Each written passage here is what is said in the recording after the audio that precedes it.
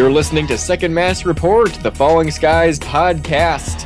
And it's Frank Stella along with you once again, and with my co-host, Rob Southgate. Tonight we are doing the season finale, 2 episodes actually, because they aired 2 season finale episodes in one night. Episode 11, A Space Oddity, and Episode 12, and that was called Shoot the Moon.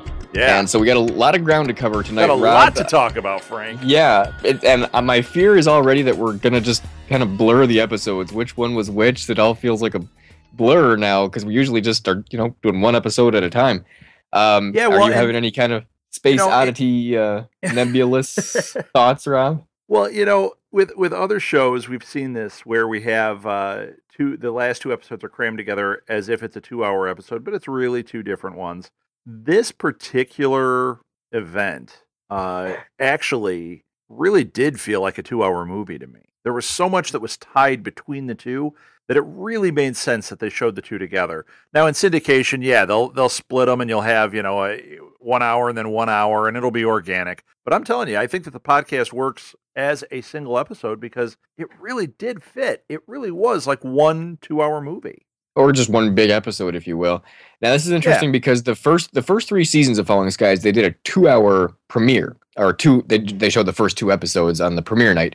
And so I feel like from a podcast standpoint, that is easier to cover because you don't have anything leading up to that. You're just kind of, Right. You have the seasons prior, but you're starting like, okay, we get to find out, who the Volm are, and all of a sudden it's like we got, we're just kind of going through it and we're doing the first 2 episodes. Now I start to feel like it's a little bit of a trick because we have to deal with, everything that led up to this, and now it's just kind of this crash landing, literally, of, final 2 episodes. But Right. I can't wait to get into this. I don't know what you want to get into first. Man, I don't know. Well, I guess why don't we just kind of start where it started, And that's then with go Lexi. from there. Lexi showing back up. Yes, it ended, or it started right where the last episode ended. And do we want to talk about her eyes? Because her eyes had that weird cat look or whatever when she was like evil Lexi. She came out of that cocoon and her eyes were just freaky. And then when she came back, it was like they were permanently dilated or something. Something off about that. And her, Anne commented on it. She said, your eyes look different. Yeah. Do we know like what exactly that means or what that signifies? Well, you know what? I think I do. I think that was just whatever juicing up was happening inside of that cocoon. I think that was her being all juiced up. And I think that like when she was at maximum like Ashveni in her bloodstream is when her eyes went like that. I think there's more to it than that. Because when they were back in that ship and they were with that scorched Ashveni, he did something to her where he was influencing her. He kind of took over her mind there for a second, almost like a remote harness looking. Oh, do you think that was what it was? It was when it was controlling her? But hold on, let me just think this through because I just jumped ahead. It looked like he was influencing her, if not controlling her, and her eyes had that weird dilation look. And then as soon as it looked like Tom jabbed him with that poison, her eyes snapped back to normal. You know what? That makes a lot of sense. So, but maybe the other thing is it wasn't control because she admitted to, like when she killed Lourdes, she did that of her own free will. She wasn't under any kind of possession. Yeah, but did her eyes get all weird when she killed Lourdes? She killed Lourdes thinking she was doing the right thing. Yeah, but her eyes were like that from the second she opened them. Remember when she opened them at the end of that episode? She was in the cocoon, her eyes looked like that. They looked like that from that moment up until really, I think, this episode. Okay, well then I'm going to go back with my idea that it's the Ashveni rising in her. It's when she's closer to Ashveni that her eyes do that.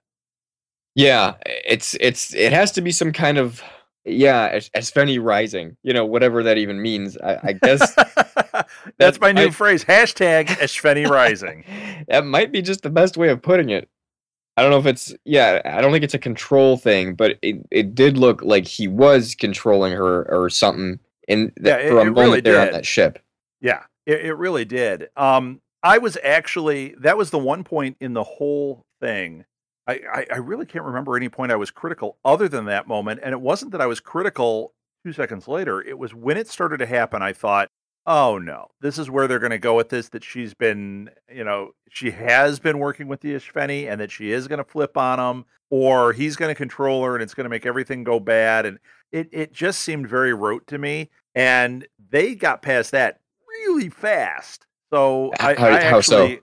well, he stabbed him with the stuff, and the Ishveni fried up, and that was it. They Oh, so didn't go that back was the to it. moment that you were worried about. Yeah, I was worried before he stabbed him. I thought we were getting into a territory where, okay, now she's going to flip back again, or it's going to be because of the Ishveni, but she was going to become the bad guy for a short bit, and then have the glorious moment where she sacrifices herself. I mean, we all saw that one coming, right? Well, before you want to talk about seeing that coming, did I nail it or what about Lexi getting on that ship? Remember last week I said, Oh, here's yeah. what's going to happen. Lexi's going to Yeah. get on that ship, and she's going to be the one to pretty much save the day, not Ben and Tom so much. Yeah, totally. I thought, well, speaking of things that we thought we got right, I did call that Lexi would die, but I thought for sure Hal was going to die, and there was that moment when he was trapped in that mist where I actually said, oh, Frank's going to die. I got another one right. I was wrong.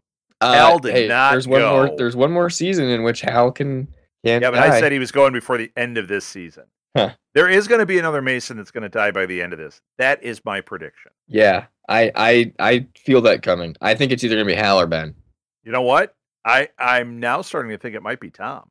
You think you see Tom dying at the end of this or before the end? End of this. It could be Tom. It would be the last episode if he did. Yeah. I could see Hal or Ben dying within the last 2 or 3 episodes. Could be.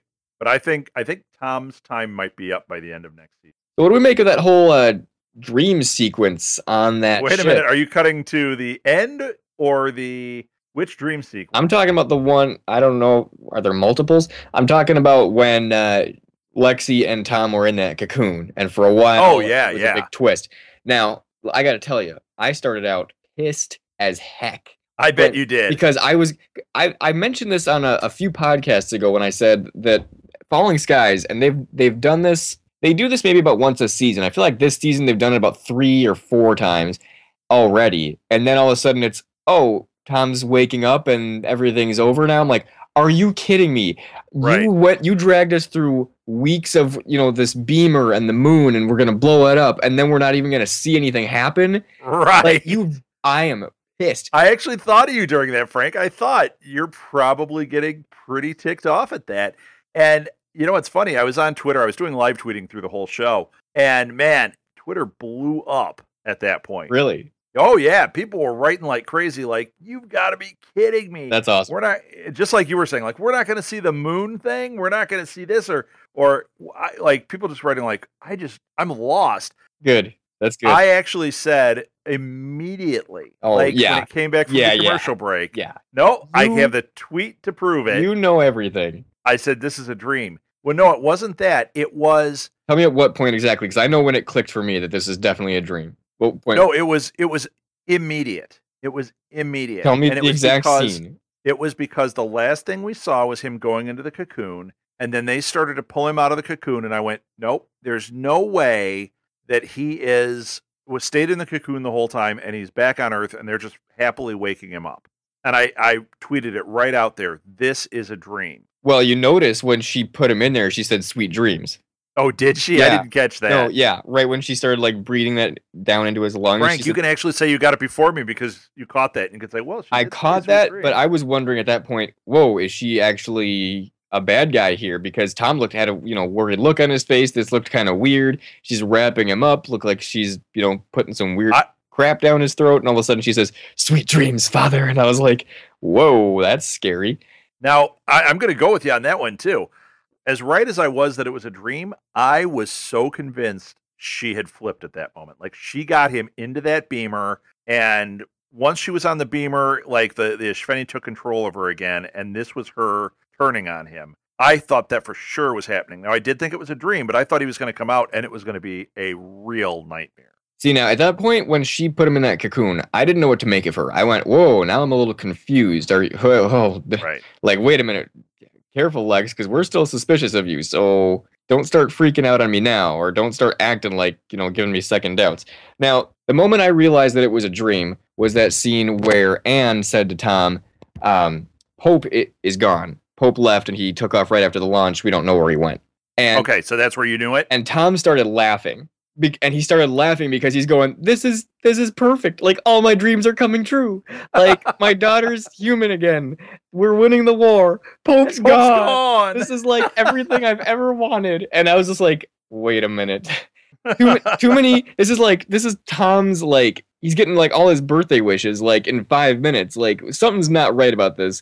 This is at that point when I started watching, I'm like, okay, this is some kind of thing he's in, like we saw last season where it was, home on the range, it's Christmas morn and all is right with the world and Professor C and the whole thing. Yeah. I was like, at that point I was going, not only is it, and I figured pretty soon into that, I went, this isn't just Tom's dream. This is some kind of like Inception business where he's like in Lexi's dream. Yeah. That was pretty much around the time when I figured that. And then that was proven when Anne says, "Oh, I'll go get Dr. Kadar." And that was great because Tom goes, "Anne, he's dead." And then he goes, "But Lexi doesn't." Right. So that was really well played. I thought that was cool. That was very fun to watch. Even though we kind of saw something like that last season, I really thought that this was very fun to watch. The twist, I think, worked.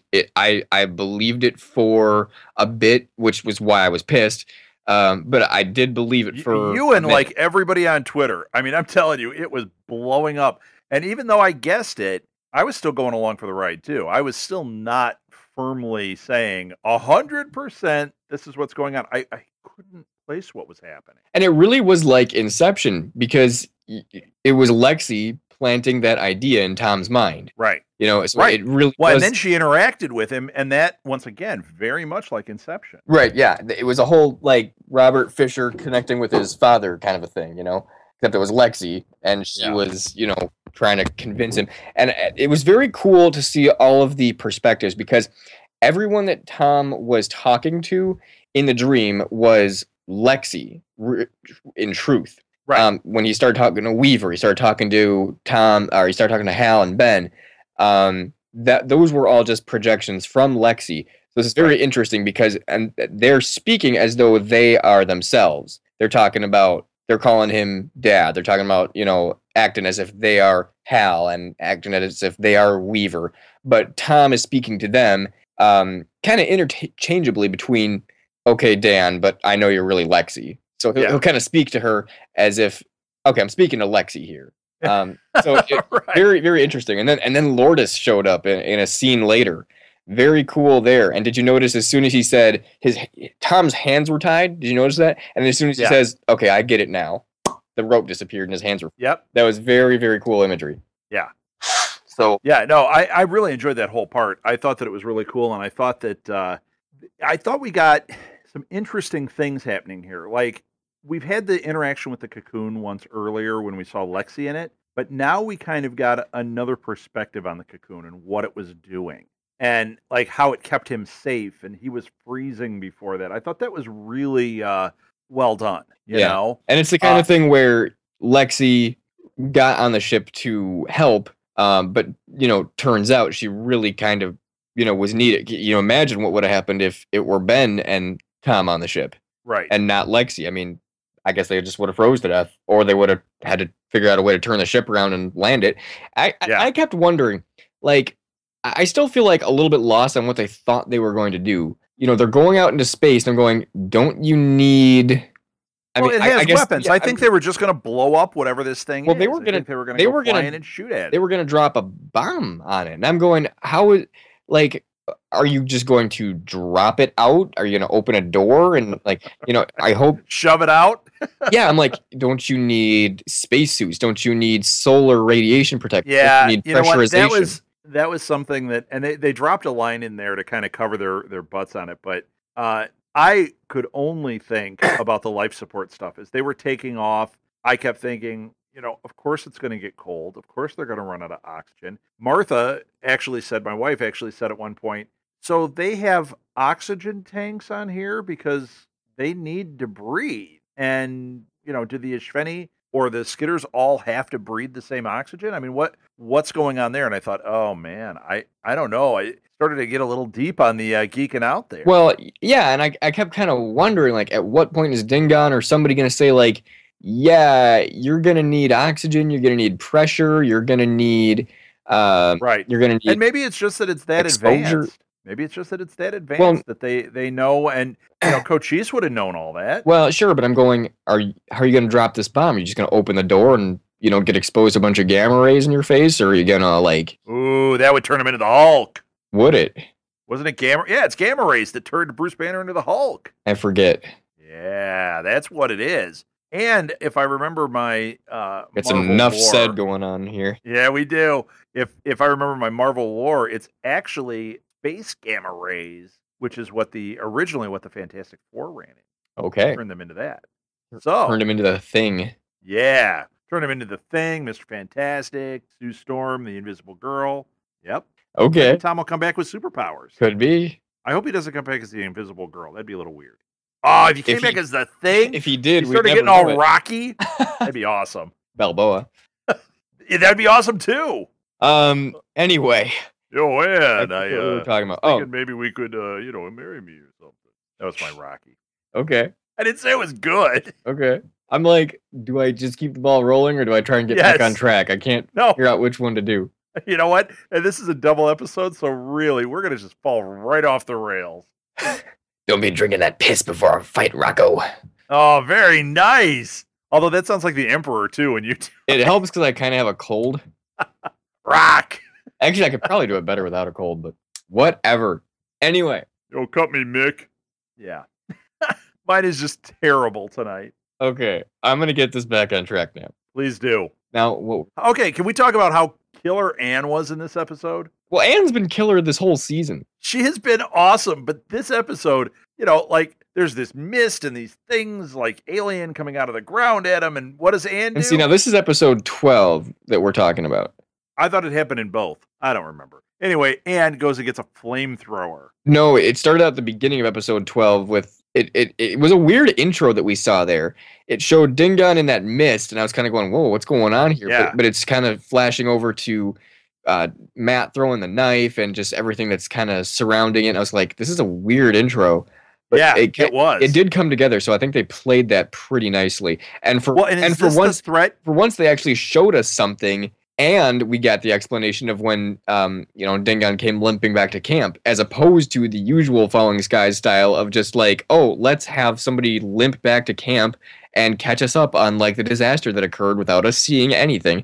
I really liked the way they pulled that off, that intro of it. So very well done. You know what? It felt like a different show in that little intro. So after I talked about how it was very cohesive and it seemed like one movie to me, that part actually did seem very different. And I think that was the threat you keep bringing up, how there's this other threat.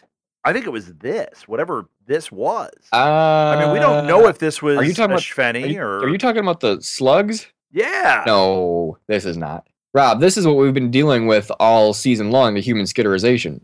The slug. This is just something that they figured out how I thought the pods were the skitterization, but I didn't know the slugs were the same thing. That was the same thing? Pods? Podcasts? What are you talking about? No, the pods. The thing that Dingon saw were people coming out of those pods. And I thought those are the human skitters. And then this thing lands and the slugs come out and this mist. And I'm like, what the hell is this? That's the same thing that Dingon was seeing. Are you sure? Yeah, we were seeing the slugs on. It looked really similar to one of the harness slugs.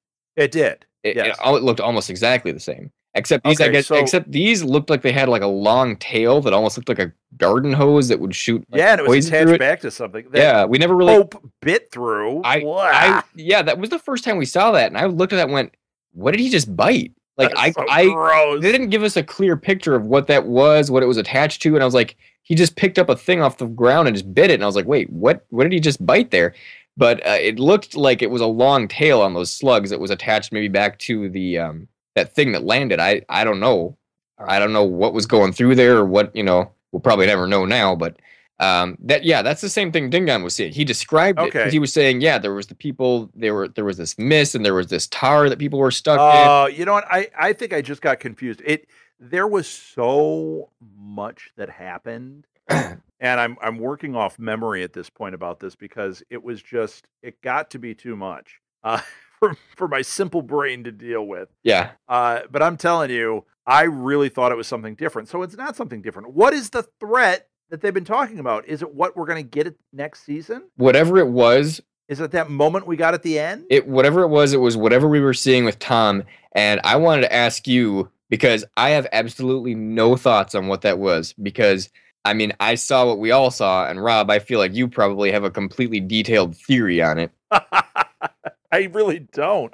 But you know what? But the only thing I will say is that I'm pretty darn sure that whatever that was is the common enemy, the greater threat that we heard about a couple times this season. Whatever that was it. I don't know what we were seeing or what we were not seeing. Okay, so I don't have a huge theory about it. All I can go by is what I saw, and I think that was the skitterization, like the final stage. I think that what we saw, that looked like a skitter to me with human skin. There's way more to it than that. I think there is too. In fact, I'm betting you that's probably not s4e at all. Okay, so it's something else. Whatever it was. Why would he react that way? Oh, I was wrong. You're beautiful. Whatever it was very mind altering. He woke up in a human bedroom. He had his family photo next to him. Which was fake. His hand went through. It was like some kind of holographic fake thing. But you have to wonder what was real and what was fake. I mean, he was lying on a solid bed. What if it was Lexi? Because remember, she's evolved very quickly, and when she crashed into that thing, that could have unleashed something and caused her to go much further. What if she is becoming, if you read like harder science fiction, like real science fiction, not the pulpy, space opera type stuff, but like science fiction from the 60s. Philip K. Dick. Science fiction theater. Yeah, well, Theodore Sturgeon is a good one. If you read his stuff, the idea that it seems like something that would be in that world, and something that like a Sturgeon would have written, where Lexi, instead of dying, evolves to her next level, and it's this. She becomes like the Phoenix. Yeah. And the reason he says I was wrong, you're beautiful, is he realizes like, yeah, you're my daughter, and wow. I mean, this is what it was evolving to. I shouldn't have been so resistant. You are, this is what was supposed to be happening with you. That's interesting. I don't see that. It doesn't seem like what would be next. I'm writing it down. I'm correct next year at this time. Okay.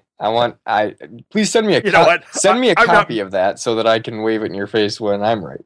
I'm not married to it at all. You just asked me to give a theory, and that just popped into my head. Like, I have read a lot of that kind of science fiction, and it just seems to me like this show would not shy away from doing something like that. Like a very Star Trek-y too. Like Star Trek would have something like that. They wouldn't pull it off so graphically, but that kind of idea. And a lot of Star Trek was written by pretty, hardcore science fiction writers.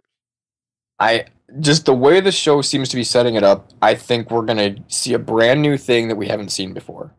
Oh, I think so too. I don't know if this was it though. I don't know if this was the threat. I think that's the only thing it could be, because that's the only loose end that we haven't seen yet. I honestly feel like, compared to some of the other cliffhangers that the show has left us on, this one was kind of weak, because it wasn't that we, I mean, to be a cliffhanger, you can't give all the information. At the same time, though, I feel like we weren't given enough to go, whoa, what was that? Yeah. I feel like we were kind of just thrown for a loop. Like, okay, there was something, and yeah, I do agree. Hey, see you next summer. This is something that I was actually really looking forward to the end of this episode, because each season the cliffhanger has been a jaw dropper. Yeah. The first time the s4e show or the Volm showed up, remember? And it was like, well, that was a double decker, because it showed us that Hal was bugged. Right. That was huge. Then next thing, the Volm landed, and it was what? And the same thing with Tom going up on that ship at the end of season 1. I mean, that was shocking. That was something. And there have been a number of these. This time, I didn't feel I didn't see it as being as shocking, because maybe we just didn't get enough information. Yeah, it's the kind of thing of where there's something, but you're not seeing it. And I'm fine with the cliffhangers that they've left us with in the past. It hasn't been a thing of where like, oh, the camera's just not showing it to us. It was just, okay, we're seeing something and we don't know what's going to happen next. Right. This is more like, okay, I honestly don't know what we saw. I don't know what we saw. I can't like describe it to you other than that Tom woke up in what looked like a normal like human domicile bedroom. And there looked to be some kind of skin-covered, six-legged thing. Well, and that he said was beautiful. There was a sense of familiarity, and I think once again, that's why I say it's Lexi. We can tie that to the photograph of him and his family. So you're saying Lexi. I'm saying it's not Lexi. I think we're done with Lexi, but it's something that could read his mind and show him what he wanted to see. Okay. Almost like... So you don't think that it was familiarity in that he really honestly is seeing something that he's like, wow, this is mind-blowing to me. You're thinking they're affecting his thoughts. So he's saying this, but in reality, it's another threat that is just masking it to him. Well, what else could it be? He got lost in space. We don't know where he is. He's not on Earth, I don't think. The Volm are looking for him. I mean, he's lost in space. Something in outer space is making him see what he wants to see. Okay. That can't be good. No. So, and no, I don't think it and can. The only loose end we have still this season is this common enemy, this greater threat that we heard about vaguely a couple times, and I'm just lumping these two together and saying, okay, we have something we saw, we don't know what it is, and something we heard about, we don't know what it is. I'm just gonna call those two the same thing. That's what makes sense to me. Okay. So that's really all I got on that. I don't know what it was. I don't know whose voice he was hearing. I don't know who he was saying was beautiful. Was it his former wife? Was it Lexi? Was it someone he's never seen before, but he thought that person was beautiful? It was a female voice. Right. Yes, it was. And did we catch what she said to him? No. I don't remember it. Was it actually audible? I don't think it was. It was something. Yeah, but I don't think it was something that we can say like it said hello, Tom. I think it was. I don't remember what it said. I'm sure, I could go back and check or any of yeah, you know what? I don't even know if it matters, because really what matters is what Tom said. Right.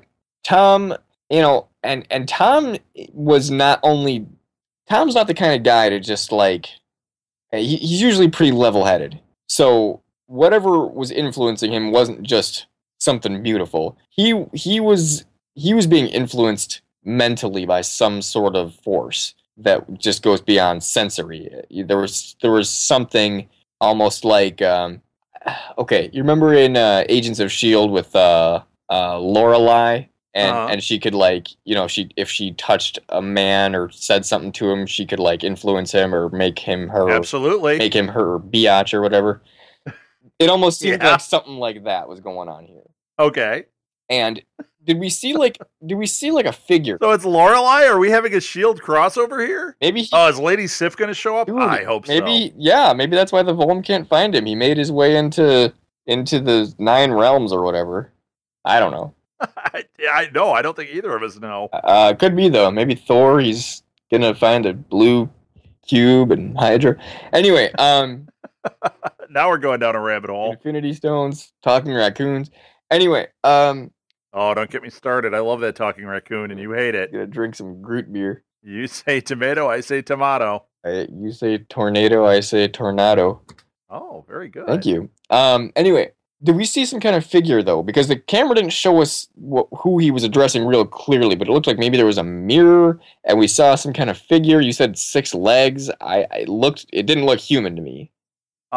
It did not look human. It looked like what I described before. I thought it looked like a skidder with 6 like a skidder that was more upright, and it looked like human flesh. Yeah, I didn't see that much detail. To me, it looked kind of dark and shadowy. It looked like a poor reflection. It didn't look like we were seeing the full thing. We weren't getting a good picture of it. It looked like just like a weird kind of figure that you couldn't really make out. Didn't look human, but I couldn't tell. It didn't look recognizable. It didn't look like something we'd seen before. Yeah. Okay. Yeah, I'm just going by what it looked like to me, and I went back and I looked at it a couple of times, but it was meant to not be clear. It was out of focus. It was in that background. we're not quite sure what we were seeing, and I think it was supposed to leave you that way. I just don't know if it was the best played cliffhanger because we really don't have anything to grip onto, like nothing actually. Right, and that's why I said I really almost have nothing to say about this other than to describe what I saw, and just to say that the only thing I have to go on is just that this is what we'd been wondering about all season because that's the only loose end, and this is the only new thing we've seen. So I'm lumping those together and saying that's what it's got to be. Then I concede, and I'm going with that. Okay. It's the easiest way to do it. Tear up that scrap of paper and. No. You know what? I'm going with it until next season. When it turns out to be Lexi, then I'll be like, "See, I told you." But you'll quietly discard it when I turn out to be right. You know me too well. Yeah, I do. So I want to talk about character development. What was your reaction when Sarah came back?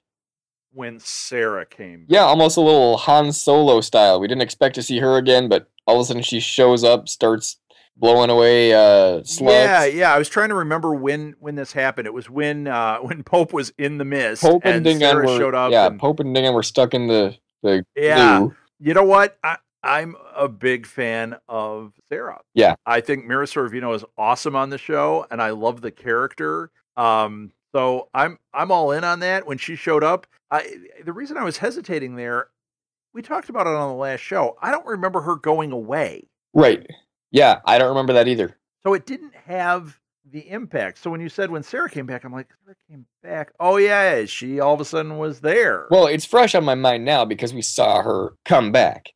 Right. And she did come back, obviously, from Pope's reaction and from their little dialogue. I just didn't remember what happened there. There was never, unless we both blacked out at the same time for whatever reason, and whoever's listening, please help us.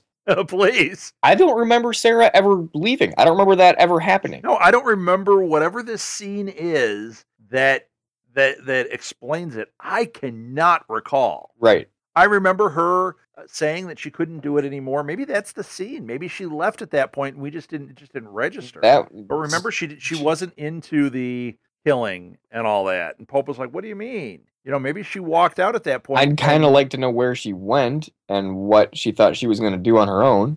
Yeah. Of course, I guess she'd been kind of on her own for a while, but I don't know. That was a little messy to me. But based on her and Pope's dialogue, she'd obviously been gone and had decided to come back. Right. And I thought that was a really cool moment when Pope was both like, okay, I'm really glad to see you for a few reasons, but I also remember that I'm kind of in a fight with you, and we're kind of like, he's shouting at her like, thank you, and just like the whole thing. Yeah. Like, this is funny. This is good. This is so Pope and Sarah-ish.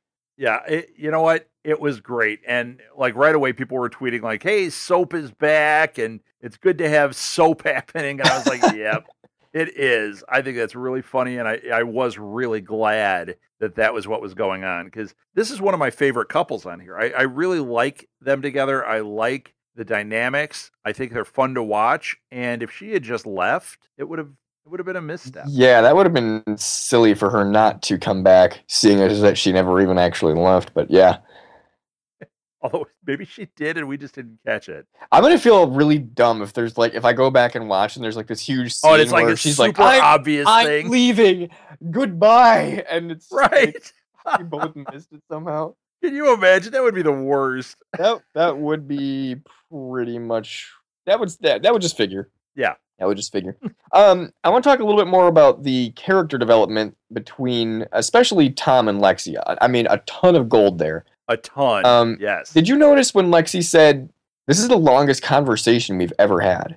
Yeah. I went and said, "This is the longest conversation on screen they've ever had," but I gotta believe there were some times back when she was looking like a 5 or 6 year old before, the ghetto camps or something. Yeah, before actually at the beginning of the season when we saw her as a kid. Yeah. I'm betting somewhere between seasons 3 and 4, they had to have had a few chats that lasted longer than a few sentences. Now, who knows? I mean, she aged so quickly. Maybe they never really did. You remember back in that first few minutes of the season when Tom was walking up the hill with, I think, Matt and talking about Walter Payton and blah, blah, blah. Yeah. I'm sure somewhere in the months that happened between seasons, him and Lexi had a little fun chit chat. You know, might not have been super serious, whatever. I'm sure it lasted longer than a couple minutes. I'm sure of it. They had to have. Yeah. Now, maybe Lexi meant this is the longest conversation we've had since I've been this mature, or Could be. or Well, yeah. I mean, think about it. When you're a kid, you don't really have memories like that as that young. You know, you might have sparks here and there, but you don't really remember every detail. Well, maybe she was the same way. Maybe her memory before she was this teenager is very foggy. maybe, which would be funny because it was probably just like 3 months ago. Right. Yeah, I'd like to know what the time frame really is on this. From the time she was born until this happened. You're looking at probably less than 3 years. Definitely, probably more like 1.5, 2. Yeah, because the other characters, like Matt, hasn't aged really that much. It's funny if you go back and watch season 1, especially that first pilot episode. You look how little and young Max Knight Matt looks. I mean, he just looks so little, and it's almost cute compared to. He kind of leveled off there. He looked, he definitely looked older in season 2, and then in 3 and now in 4, I think he's kind of leveled off for a little. Yeah, kind of leveled off. Yeah. Yeah. But he looked very young. But he was kind of at that age where that's going to happen. Right. Like Ben. He looked like he got a little bit older, but he's pretty much stayed the same. Yeah, he leveled off probably by season 2. Yeah.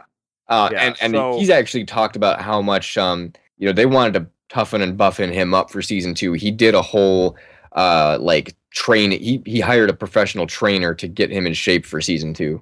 Yeah. So that I think really paid off. Yeah, I really enjoy his look really since season 2 has just been very fun to watch. Yeah. All right. What else do we need to talk about? Were we done talking about? Oh, well, the whole thing with Lexi.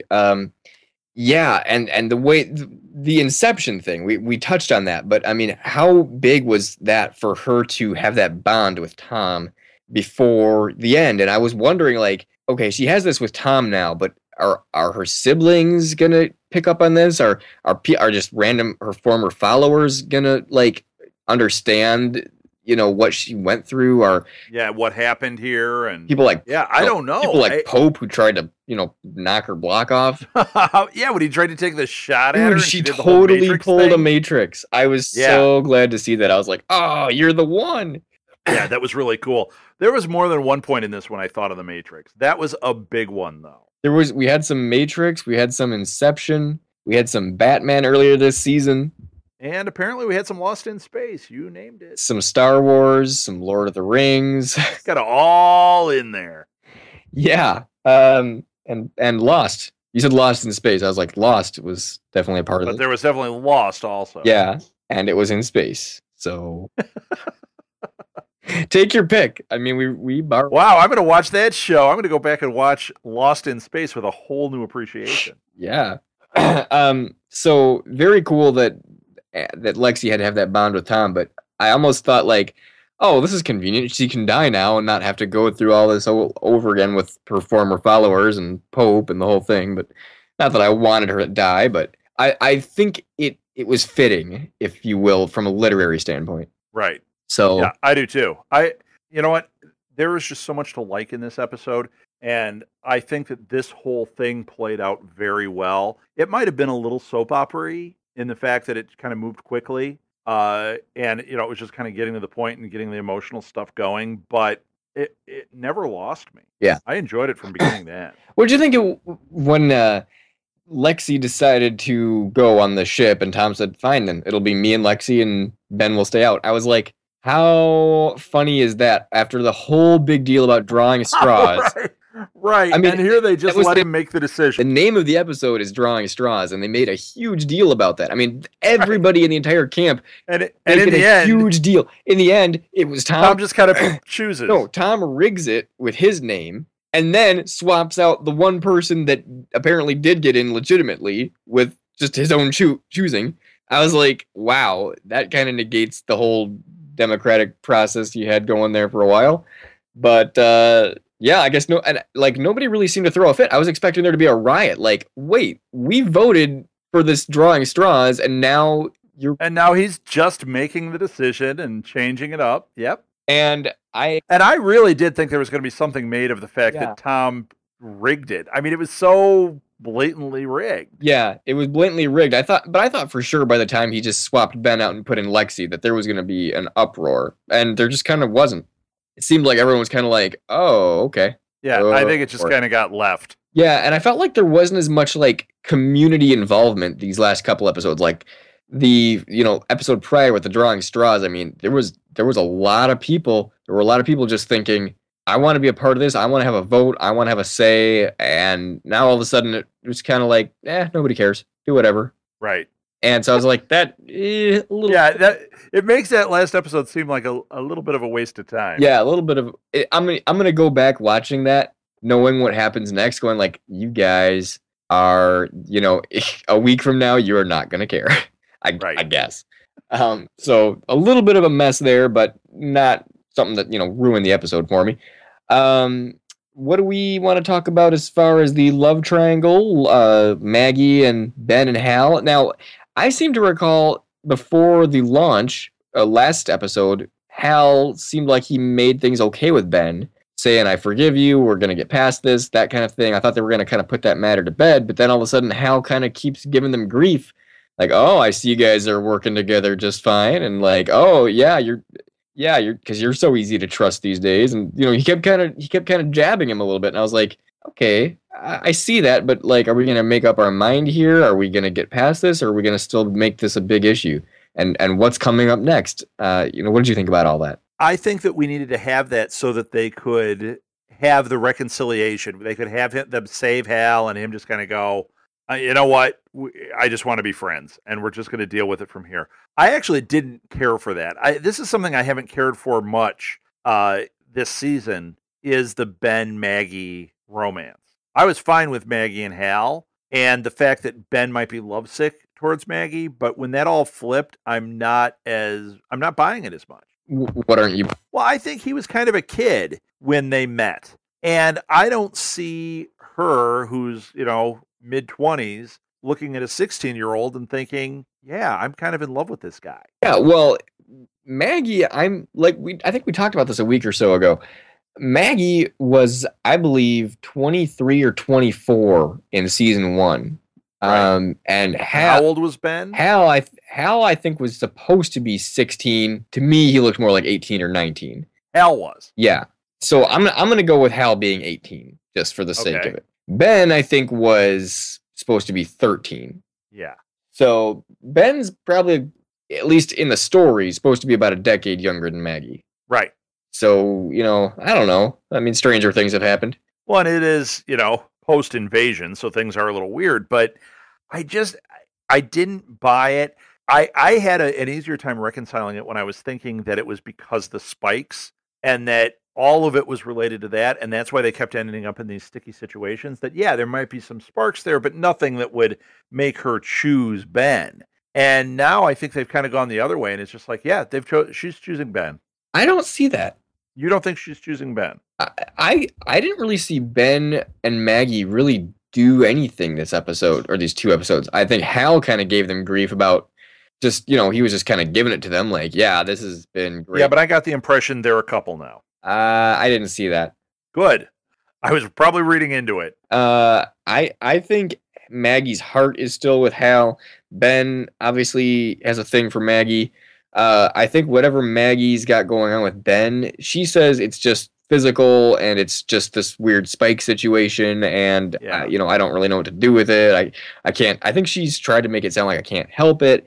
I can't control it, which is obviously a joke because they stopped kissing when Hal walked in, so they were obviously under their own self-control. So well, I think when I came in and they were in the spaceship, I think that she was choosing. I mean, she was choosing to make out with him, but I still don't think she has. You know what? If she doesn't have feelings, you're not going to choose to make out with somebody just to make out with them, especially when it's the sticky situation. Yeah. The sticky situation comes from the spikes. So, and that's something that you and I can't. Hey, I don't want to do an explicit rating on this, Frank. That's something you and I can't really relate to. What, a sticky situation or spikes? the spikes. I mean, you're saying, "Oh, yeah, I wouldn't have done that." Like, and I'm like, "Well, yeah, but we don't know exactly what they're going through with these spikes." I'm not buying that it's out of their control, but I'm also saying that I don't think Maggie has feelings for Ben. I think she's under this weird kind of carnal influence. I hope that's the case, but I just had the impression, especially in these episodes, that she kind of became his girlfriend, that she just kind of went that way. I don't see that. And it seemed a little weak to me. So I'm hoping I'm wrong. Well, if it seemed weak, it's probably because it wasn't there. Okay. Okay, I'll go with that then. So going into next season, Tom's still lost, and are we going to see more of the Volm? Because we saw Cochise' dad kind of come back and give us a big helping hand. Are we going to see more Volm next season? Okay, here's where we get into my crazy theories. I am thinking that his dad is coming back, and they're going to think, wow, he came back, he helped us out, this is good. And this is where we're going to find out that now that they've taken care of this, Ishveni threat, his dad is going to start trying to take over. I think that it's going to break very bad. Power struggle. Yes. It's going to be weird if Cochise' dad is there and Tom isn't. Right. And I think that we're going to have a lot more of that going on. I think that the threat that's coming is Cochise's dad. And I think that could be our big baddie in the end. Okay, he's... I don't see him... Not Cochise. I'm not saying it's Cochise. I know. I'm saying it's his dad. Yeah, I know, but I'm just saying he's not going to be the main enemy in season 5. He's going to be somebody who you're going to kind of go, dude, just like, let us fight our own battle here. Okay, so maybe not the main enemy, but he's going to be a problem. Yeah, he's going to be kind of... Whereas at this point, they're trying to make it look like he's coming in, and once again, we say Han Solo. He's Han Solo swooping in, but I don't think he's going to be a guy who it's going to be like, okay, we need you, but we don't...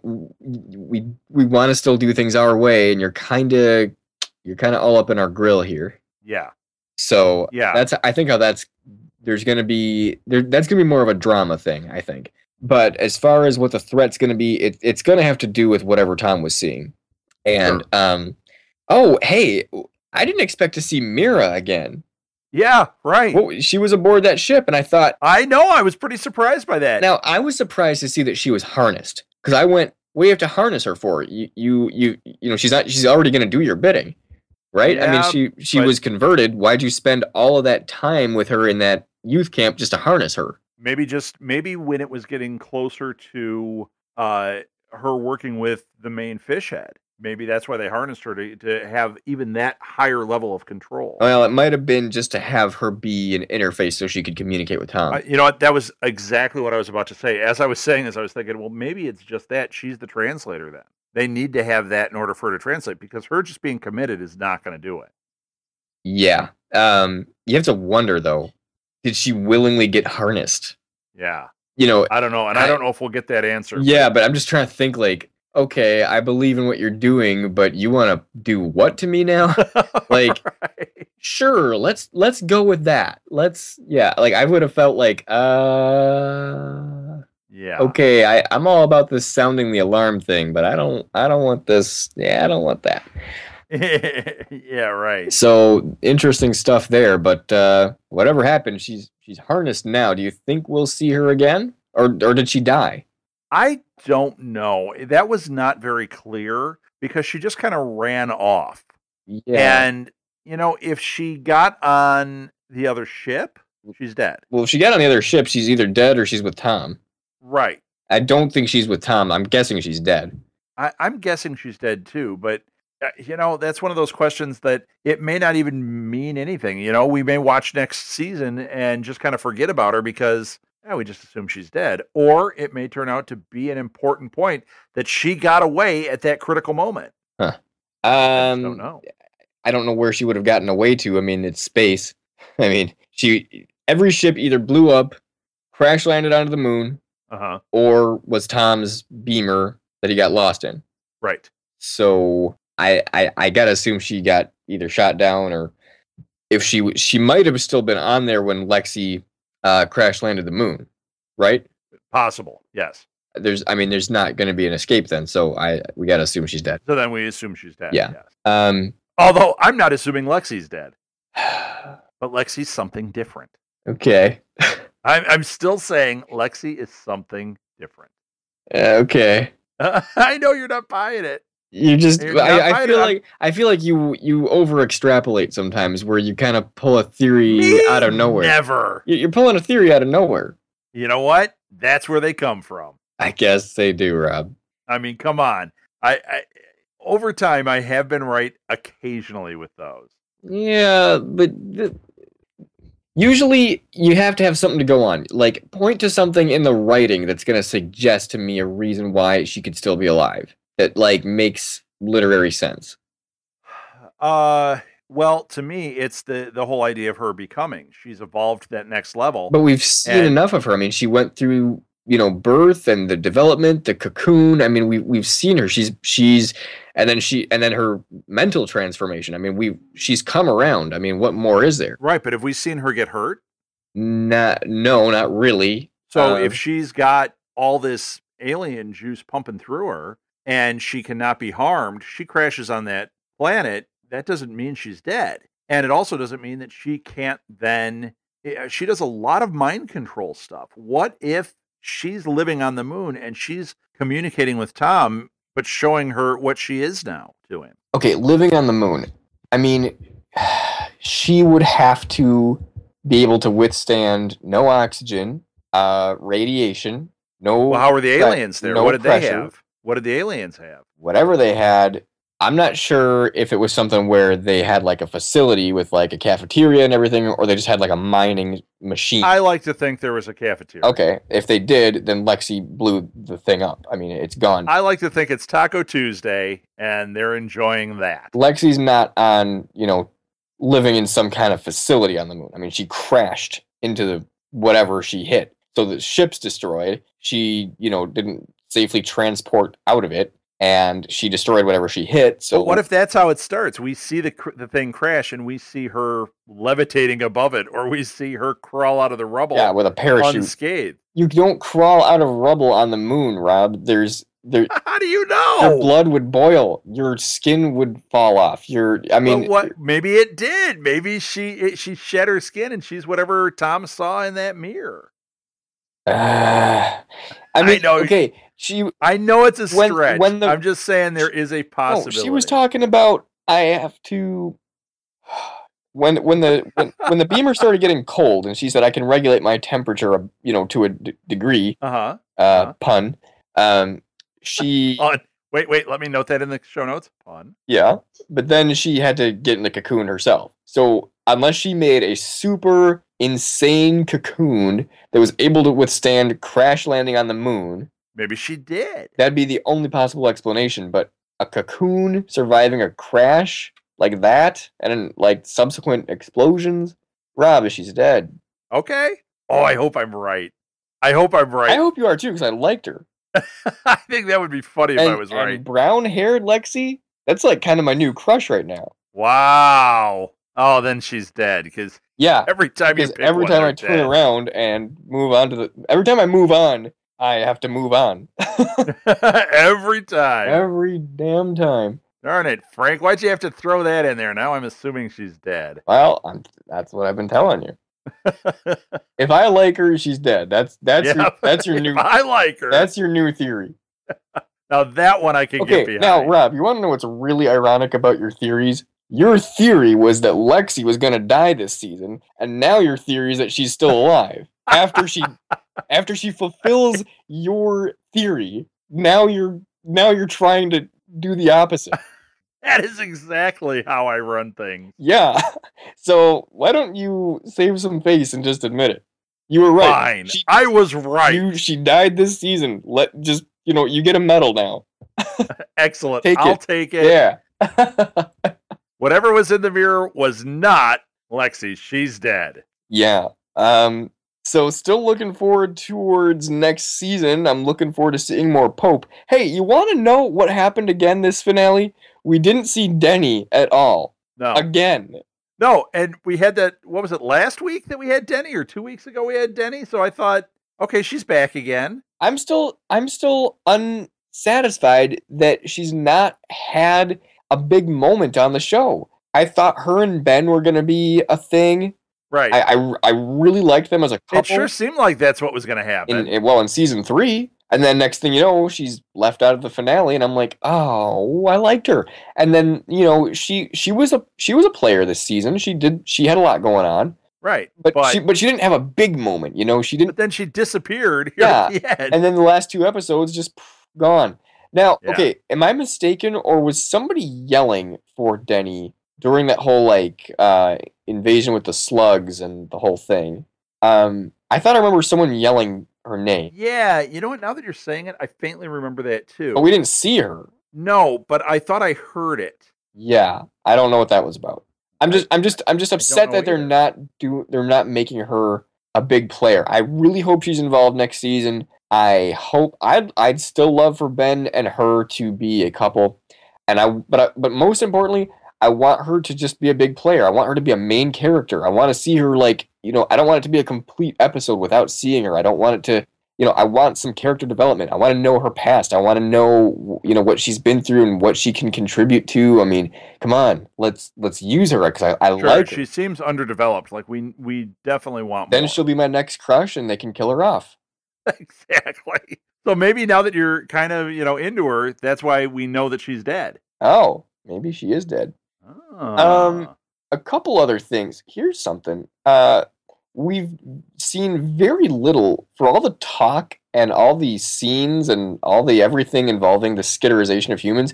We've actually seen very little skitterized human. We saw Jeannie for a couple seconds. Yeah, and that was really cool. I thought we were going to get a lot more of that. And then there's just barely anything. And even now when they invaded the second mass and the pod people, we didn't really get them. We got those Dingon's team, and I was like, I thought we were really going to see some skitterized humans. I thought the humans were going to have to fight against the skitterized humans, or the Volm were going to have to try and work on something to de-skitterize them. But it just kind of omits that, and I was like, where were they? I wanted to see what it was like to fight against these guys and the ethical battle of fighting them and just the whole thing, and it just kind of omitted. Well, maybe that is what we're going to see next year. Maybe, but knowing this show, I can almost bet you that they might not even mention skitterized humans. I feel like human skitterization is going to be kind of like a thing of the past that we kind of don't really go back to anymore. No, I think the fact that we saw this at the end of the season, I think that's leading into the final season. I do think we were going to get more of that. Skitterized human? Yes. Yes, and I think that what Tom saw is somehow tied into that. I think it's something brand new. Okay. I think it has to be. How does a skitterized human get lost in space with Tom on a ship? How does a skitterized human making a holographic image of his picture? I mean, that doesn't make any sense. Yeah, no, I'm not saying that was a skitterized human. What I'm saying is it's tied into that somehow. Something there. Maybe they skitterized something else. Or maybe the skittered is a bastard version of whatever this is. It'll be interesting to see. I just think it doesn't have anything to do with anything s4e technology. I think it's something completely new, and that's why they were talking about a new enemy, a common enemy. They're talking about something we haven't seen yet, and my only conclusion is that was what that was. So I don't think it's anything we've seen. I don't think it's anything connected to anything we've seen. I think it's just a weird, shadowy thing we've been hearing about, and we're going to find out what it is. But I don't think it has anything to do with anything that we're familiar with. I can go with that. You know what? At this point, it's all speculation anyway. So I will go with that and say, let's see what happens. Yeah, I'm with you there. I just feel like we're not going to be back next week, and I don't want to. I don't want to feel like I forgot. You don't want to leave anything on the table. I'll wake up tomorrow and be like, "Oh, we didn't talk about that." I'll tell you. Frank, what, I will not wake up tomorrow and think that. I'll tell you what we will do though. We are going to be definitely back again for season 5. You are welcome to keep up to a date on talking to us through our social media. We're on Facebook, Second Mass Report, Falling Skies Podcast. You can send us comments on our iTunes if you'd like. Give us a rate there if you would, please. Also, we're on Twitter at Second Mass Report, or is it at Second Mass Pod? At Second Mass Pod. At Second Mass Pod on Twitter, and then at secondmassreport@gmail.com. We'd still love to hear from you during the off season. Rob and I are planning on probably maybe doing an off season podcast or two or more. We'd love to maybe kind of keep you up to date on any Falling Skies news. Potentially, maybe some interviews. Yeah, the news goes pretty dark. Usually there's something at some point. But yeah, interviews are what we're going to be looking for. See if we can't get a few done before going into this final season. I think the more of those we could get, the cooler it would be. Because during the season, it's kind of hard to fit them in. But leading up to the season, I mean, who knows who we can get. So if you know somebody on Falling Skies or involved with it, send them our way. Sure, why not? We would love to kind of keep things going and not just go completely dark for the next 8-9 months. And Right. Just kind of keep talking about our theories and whatnot. So if we do forget anything that we should have been talking about tonight, we can still talk about it on Facebook or talk about it in the next upcoming podcast, maybe an interview. So we'd love to just kind of keep that going, if nothing else. Yeah, sounds good to me. All right. Well, do we want to wrap it up here then, or any? I say we wrap it up. All right. No, I think we're good. I'm excited for next season. Yeah. We got a year to wait, so just about. We've got 10 more episodes before the end of this series. All things considered, I'm a big fan of this show. Love it. Yeah. And I was the one who really pushed for doing a podcast for this show because I was the first of my friends. Like, none of my friends got me into Falling Skies. I got into it because I saw the promos for it on TNT watching, I think, basketball playoffs. And I was like, this looks kind of really cool. Looked up, like, the YouTube intros. And, I mean, I was hooked since the pilot episode aired. And so it's been very fun for me. All things considered, I do think that the show could... I'll tell you this. I think the fact that it's been a summer show and short seasons has lended itself to feeling like maybe 5 distinct chapters rather than something that connects. I feel like in each season, you're dealing with very new things than what we were dealing with in previous seasons, which almost makes them feel a little bit like disconnected. I mean, it's definitely connected, but I feel like, if you go through a show like Lost or a show like Heroes, they do a very good job kind of keeping everything rounded out, kind of keeping everything together, and kind of keeping everything feeding into each other. Whereas with Falling Skies, I kind of feel like season 1 has a very different feel than like season 3, where you're in a brand new environment. You have brand new creatures running around.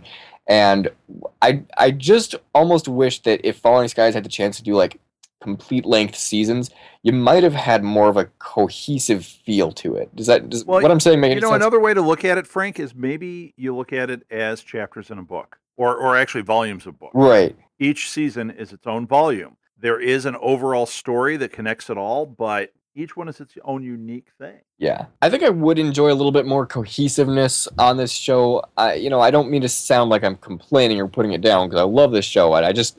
that's one thing that I look at the show as a whole, and I just feel like, it almost feels like, okay, we got done with one season. Now let's come up with brand new topics and brand new enemies and brand new things for this next season, and then kind of leave some of the things that we liked about the old seasons kind of in the dust and not really bring them up again. Even sometimes characters that we got to know, like the vice president last season. I forget her name. Oh, right. But yeah, and she seemed like such an important character. Yeah, she seemed very cool. We haven't seen Colonel Porter. I really loved him. I mean, I was really glad when we saw him at the end of season 2, and I was like, oh, sweet, they're bringing him back. He was a big part of season 3, and I was like, oh, cool, it's just like old times with Colonel Porter. And then all of a sudden, he just like kind of sneaks out the back door, and I'm like, oh, I don't like that. I'm not a fan of that. Like, if you're gonna kill him off, okay, or if you're gonna, I don't know, give him a proper send off, but don't have him just kind of sneak out like that. Right. That doesn't sit well with me.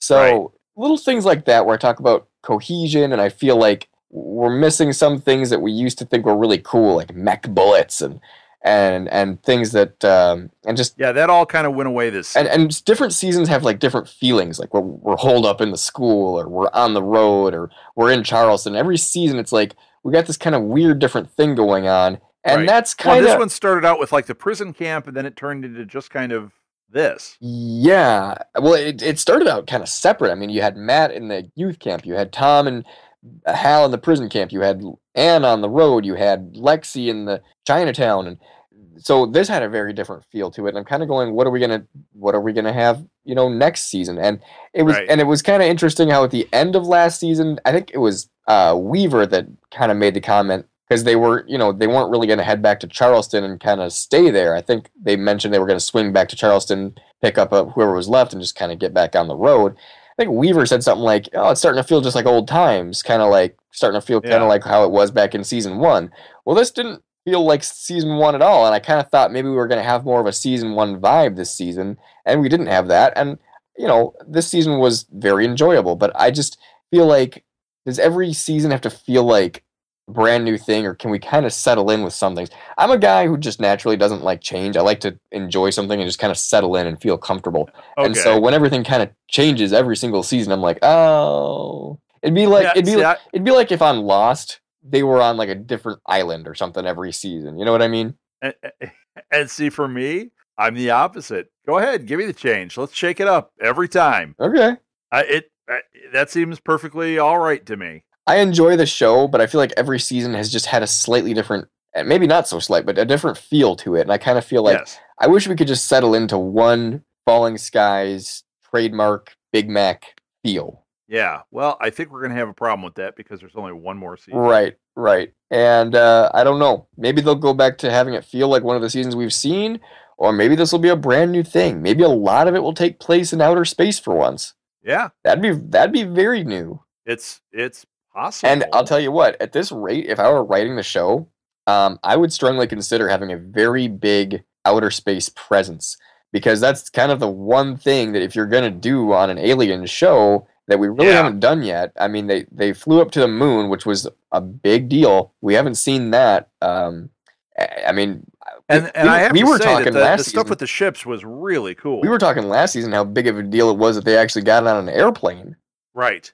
And now this, and I'm wondering if next season we're going to see a lot more things on the moon, maybe other planets, maybe places in space we've never seen. If they're, I have no idea where this is going to go. But we've got 10 more episodes to go. Really looking forward to it, and I just think doing a lot of outer space episodes would, and hopefully having them done right. Please do them right. Don't turn this into something that it isn't. But yeah, right. But doing some outer space stuff would be very, very cool. I think if you're gonna keep changing the environments or feelings of the seasons, at which they have been, and you only have one left. That would be probably number one on my list to hit, especially knowing this is going to be the last season. Yeah, I agree. I would love to see it. I thought that the stuff this season, right here at the end, when we saw him flying the beamer up there and the stuff with the ships, I thought that was just fantastic. Yeah. I want to see more of that. That was very fun to watch. It had a Star Wars feel, especially Han Solo coming in there and calling off the dogs. We had Sarah and Cochise's dad with the Han Solo moments this couple episodes. So yeah, it was very, very fun to watch. I'm looking forward to seeing what the Volm are going to play as next season. I want to see more of Denny. I'd love to see some outer space episodes. I hope Ben and Maggie and Hal figure things out. I really love to see Ben and Denny together. Yeah. So me too. Yeah, those are the things on my mind, and I want to see Colonel Porter and I don't think we're going there at this point, but I don't think so either. But you never know. I think he's randomly a goner. What if Colonel Porter is that alien that Tom saw in the mirror? You're beautiful. You're beautiful. Oh boy, we got problems now. Yeah, boy, this show went someplace I wasn't expecting. And it's just the pilot. All right. Are we done? We're done, Rob. Let's wrap it up. Thanks so much for being a part of this podcast this season, and we're looking forward to hearing, or I guess you're looking forward to hearing us, but we're looking forward to interacting with you again next season. Stay tuned to the Southgate Media Group for all kinds of fun and games. Lots of news. And yeah, anything you want to highlight for the fall shows coming up? Man, if it's a cool looking like genre show that's coming on, it seems like we've got a podcast for it. We've got all these, there's all the new DC shows like Arrow. Well, Arrow's not new, but Flash and Gotham. We have shows for that. We have shows for, we have a wrestling show that's about to start. I'm not into wrestling, but the guy doing it is way into it, and he really knows his stuff, and it's going to be, if you're a wrestling fan, it's going to be a great show. And fittingly, isn't he also doing The Bachelor? Yes. It's just awesome. Is he looking for a co-host for that, right? Yeah. Why? You want to do it? No, he needs a girl co-host for that. So if you're a female and you like The Bachelor, talk to Rob or somebody about... Yeah, send us an email. Or even just to communicate with us, send us an email. SouthgateMediaGroup@gmail.com. We do have a few interesting spots open. So if you want to get into this and you're thinking, hey, I'd like to try... send us an email. Martha, my wife, and I would love to read it and see if there's a way we can plug you in. We're also looking for bloggers, too. I'm not going to listen if it's two dudes talking about The Bachelor. I don't know. It depends on the right two dudes. Well, maybe. Maybe. Maybe. So stay tuned to Southgate Media Group. A lot of cool stuff happening this fall. Maybe even a way you can get involved if you want to reach out to Rob. I know you're always looking for voices, always looking for producers, writers, graphic design people, whoever. Bloggers, editors, you name it. Yeah, so reach out to Southgate Media Group, and we'd love to grow the community. Yeah, absolutely. And and the website, let's give that out too. It's www.southgatemediagroup.com, and we have links to all of our social media on there, and we also have all the past episodes of this and all of our podcasts. All right. Well, coming up next summer, Falling Skies, Season 5, and we will be back with you once again then. The Falling Skies podcast, Second Mass Report, is a production of the Southgate Media Group. Until next summer, stay vigilant, stay active, and stay brave. If you would like to donate to help pay for this and other Southgate Media Group podcasts, simply go to our website, southgatemediagroup.com, and click on the donate button. It can be as little as $1 or, well, as much as you want. Help keep this fun going by supporting this and our other shows. Thanks again for listening, everyone. You're the best fans in the world.